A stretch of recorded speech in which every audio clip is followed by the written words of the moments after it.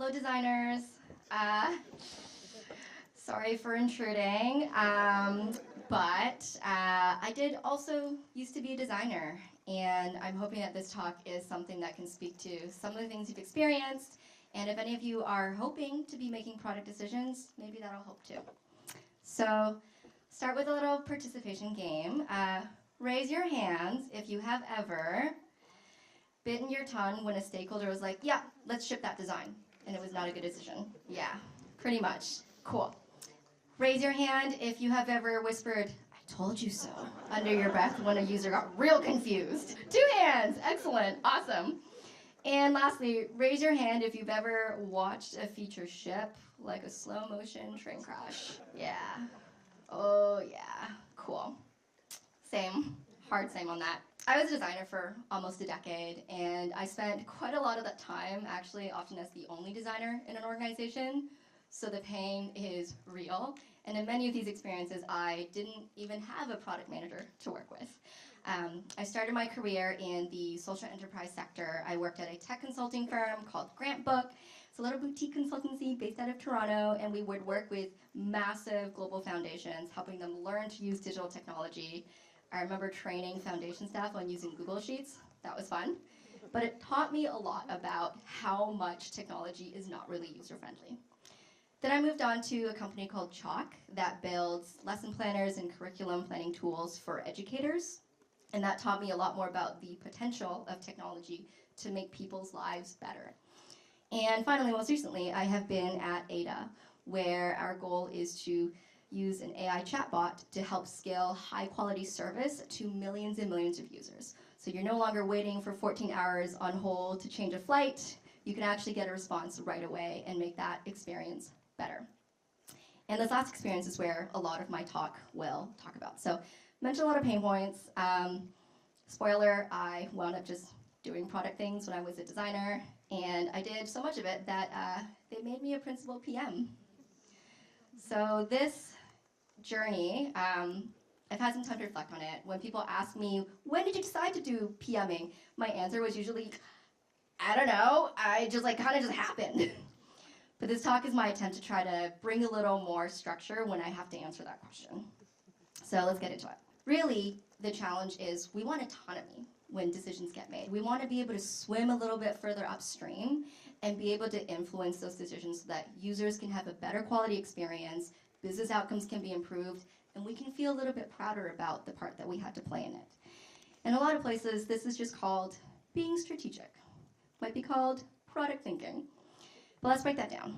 So, working at an AI company, I asked GPT to write this definition for me, obviously. And strategy is defining the right problem and making a plan to solve it. Okay, cool. But how? That is so abstract. And especially if you are a solo designer, if you are leading a small team, if you're the only design lead or design manager that has ever been there at a company. I remember speaking to someone who is a design org inside IT. How do you do that? So the ingredients are not really groundbreaking. Just you need product and user expertise, you need operational expertise, you need some cross-functional allies, and a little story to tie it all together. Start with the first one. So curiosity is where everything begins. When I first joined Ada, I joined a really technical integrations team, and didn't know this at the time, but I caught up with the engineering manager on that team afterwards, and he told me, yeah, when we were hiring for you, I didn't know why we needed you. Not a great place to start. But I joined, and I realized that chatbots are not very simple. So Ada is a B2B2C product, meaning that we build a product that many enterprises, from e-com to travel to fintech, customize for their consumers to talk to. So there's a lot of integrations and complexity at play behind the scenes. And this team, because they're an integrations team, often just took orders from sales to build the integrations they asked for, and that was the way you did things. And so a lot of folks in the team were like, why are you here? What needs to be designed? We have the spec, we build it. So I sat down and I talked to the PM and looked at these features and realized that actually very few people in the company actually knew how these features looked and worked. And I put on my QA hat and documented what the user experience actually looked like. When I showed this final diagram to my PM, he was like, oh my God, I didn't know how these features worked.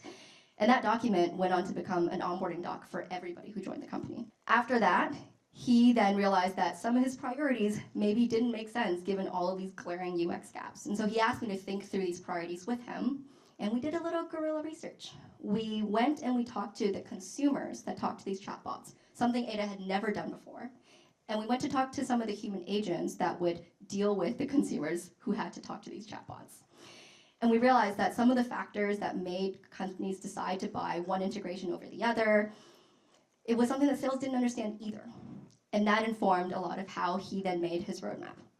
And so through doing this, I built a reputation as a subject matter expert. And by the time we had new product leadership come into Ada and more senior managers join in the product org, they came to me with their questions. And that is exactly where you want to be if you want to start having influence. So big takeaway here, be reliably curious. The next lesson I learned here is about needs. So we often hear about glue work, we hear about anticipating needs, but you don't have to anticipate all of them. One of the projects I was really excited about at the time was to bring a research repository to the organization. We had a habit of deciding to ship something, and then one customer would buy it because they were the one that asked for it, and then no one else would use it. And that was not fun. And we thought that if we made research a lot more visible and findable, that people would totally stop doing that. They didn't. And we got rid of the research repository a year later. But the thing that really was painful was actually the culture of distrust between the go-to-market half of the org and the product half of the org. And that actually was the root of why we were so sales-led. Go-to-market folks like sales and customer success felt that whenever they gave product feedback, it just went into a black hole and nothing came of it. And they felt like they weren't being listened to. And so as a result, they would only come to product if they had this $1 million client that wanted an integration yesterday. And then on the product side, the feeling was, okay, why are you selling a roadmap? Like, we need to prioritize. Like, I don't understand why we're just building things that people want when they sign on the contract. So I got involved with our product ops director, and then eventually also the chief product officer. Nice connection to have at this stage in my career. And we redesigned this new process for go-to-market to submit product feedback to product. We would have go-to-market salespeople, customer success people meet with product managers and designers every week, review feedback, and decide, is this something that we want to invest in now? Is this something we're already working on? Or if we choose not to work on it, why? And that went such a long way to alleviating some of the organizational heartache that we were seeing. And the couple roadmaps that we shipped after that became, feedback was, some of the most aligned to customer needs that sales had ever seen. So takeaways here, the most valuable design work doesn't always look like design work, and know where the business is hurting the most.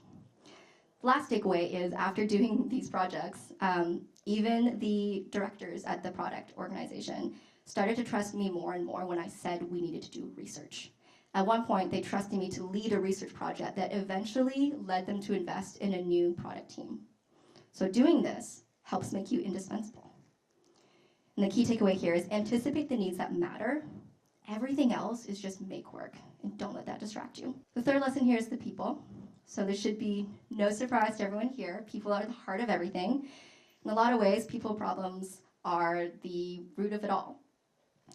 So I was now finally a senior designer, and there was an opportunity to deepen my craft by joining this new growth team that people were kind of curious about. We were still a very sales-led org, and we had never gotten feedback from someone who didn't have the entire interface spoon-fed to them. So sometimes folks would come into Ada, and they would literally have hour-long calls with our customer success staff, understanding where to go in the dashboard to find something. And for me to understand what that experience, what that first-time user experience felt like, I would actually have to be talking to sales and watching sales calls. And so I set my goal for that year to be best friends with sales. I went into the office when they were going to the office. I got the courage to ask them out for drinks, and we started building a strong relationship in that way. And I learned so much about the business. One of the biggest takeaways, though, for me was noticing the blind spots that I'd been holding on to as a product designer. I had always assumed that, like, okay, it's a chatbot. Once you have the integrations, once you get into the dashboard, you just put in the content and it's like good to go, right? Like it shouldn't be that hard to set up. It's just a chatbot. But watching these sales calls and listening to these salespeople explain to me how hard it was to set something up to demo made me realize that that really wasn't the case. A lot of our prospects didn't have content that was just ready to go into the chatbot, and we spent a lot of time trying to get them up to speed. So, lead with empathy. A great conversation is the best accelerant, and truth sits at the intersection of perspectives. The takeaway after all these calls was that I became the person who designed Ada's first ever onboarding experience, self-serve, also our first free plan. And when that free plan got our first self-serve customer in the span of a quarter, we set up a new growth team. So takeaway, people are the best textbooks. The fourth lesson here is vision. This is another really kind of airy-fairy word, can mean a lot of different things. In my opinion, all a vision is a shared story. And at this point in my career, I was the newest growth designer, Ada's first growth designer, and we did not have a product manager. We also had 3 engineers that were kind of just sitting there twiddling their thumbs, waiting for a thing to do. And if you manage people, as many of you do, that is money going down the toilet. So we needed a plan.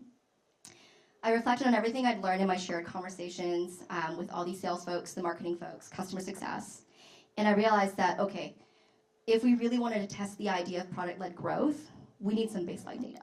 We need to at some point put out there a public free trial, not just a free plan experiment, something that people would really use as a lead generator for the company. And to do that, we would need to fix these navigation issues, these like getting started issues that people were complaining to us about. And that was how I built my first roadmap. I started with the foundations. Let's fix the nav issues. Let's make it easier to get started. Then the next hypothesis was, okay, once that's done, we should be able to launch a free trial. And once the free trial is out there, we look at how that performs. If people self-activate and they get the hook and they raise their hand for sales, then we can move on and think about the rest of the onboarding and user journey. We can think about how to improve onboarding, we can think about how to make it stickier, how to retain them, and how to really start building self-serve revenue as a stream here. And lastly, you'll notice I use the word hypothesis. Blind spots are inevitable in any vision. And so any vision that you create, any roadmap you create, needs to have a clear hypothesis. Not only does that hypothesis help you validate what you're building, but it also makes you accountable. And that's ultimately the way that your CPO or your CEO can trust you to take this vision to completion. So vision is a shared story with a hypothesis. After I drafted this roadmap, I showed it to my CPO, just like, hey, not a PM, but here's my ideas. And then he had me present to the CEO the next day. That was fun. And they let me be an interim PM just to see if I could do this project. So those are 4 of our ingredients. We've got product expertise, user expertise, operational expertise. I had allies now in other parts of the org, and I had a story that at least leadership believed in. But there's actually a 5th ingredient. I now had to do the thing I said I would do. And as we all know, can't really do that alone. For any strategy to come to fruition, you need teamwork. So the next challenge was figuring out how to do that.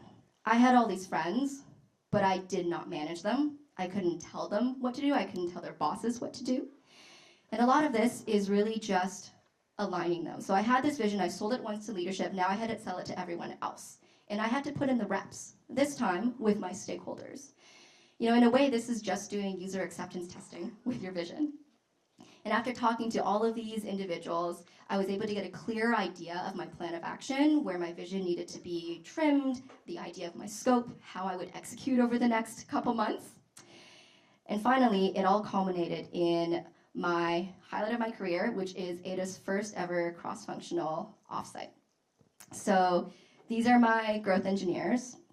And not pictured in the room is the 10 other members of the organization, from customer success, technical writing, marketing, sales, demand generation, program management, revenue enablement, literally one person from each department. And we had never met in this way before at the company. What they're looking at here is a diagram of the user journey. It's blurred out for NDA reasons. But in that diagram is all of the different ops triggers that our go-to-market staff and our data staff needed to be able to act on leads coming in through this self-serve experience. And on top of all of that is the user journey that I had designed and envisioned for onboarding. This was, and still is, talked about as one of the most successful project kickoffs at the company. And coming out of this on the other end, literally the next day at 8 a.m., I had coffee with the CPO, and he looked me dead in the eyes and he said, I don't know why I'm hiring for a PM. Do you want to just do this? And I was promoted the next week. The takeaway here is that really you need that empathy, that connection with the people in the room to bring them together. I was able to do all this because I had had so many conversations with everyone I brought to the offsite that by the time we sat together and put that plan together, the CPO was in some ways kind of watching a little bit of theater. I was just repeating the conversations we'd already had, and that is what leadership looks like to the outside. Cool. So those are our 5 ingredients. Great, awesome. We're all ready to become product managers now, right? Yeah? Okay, let's revisit something because I'm seeing some heads shaking. So I said earlier, strategy is defining the right problem and making a plan to solve it. Something about this sounds familiar, right? Okay, wait a minute. I'm putting it together. This is going to be something very old and familiar. This guy. Yeah? Awesome. Cool. And so you're discovering that problem, you're defining it, you're developing a solution, and you're delivering it. That is all that it is, really. And those ingredients can come at an organization level, not just at a feature level. You discover by being curious about that organization, about the product and the people and their needs, and also your stakeholders. You define what the organization needs by identifying those priorities and understanding what is and isn't glue work versus just make work. You develop a solution by developing that shared story with hypotheses. And you deliver on that with teamwork. And undergirding all of this, well, first of all, it's design all along, big surprise, but undergirding all of that is the people. And I think this is something that we can't sell ourselves short on. Regardless if you are more of a craft designer or more of a strategy designer, it is always about the people, and it always will be. And this, luckily, is our superpower. This is what designers are great at. So my TLDR for you all is this. Strategy is design at a meta level. You all have the skills to do this. Just think bigger. Opportunities to be strategic are literally all around you. It can be talking to your PM about how you think that their scope maybe doesn't address user needs. It can be demonstrating what you've learned from user testing. It can be being willing to go in and have coffee with your sales team, or go in the office when your CEO's in there and having a friendly conversation. And finally, of course, use your superpower. Your empathy will help you understand where these opportunities are and how you can be best ready for them. Quick overview of our takeaways. Be reliably curious. Anticipate the needs that matter. People are the best textbooks. A vision is a story with a hypothesis. And empathy turns that vision into action. Thank you.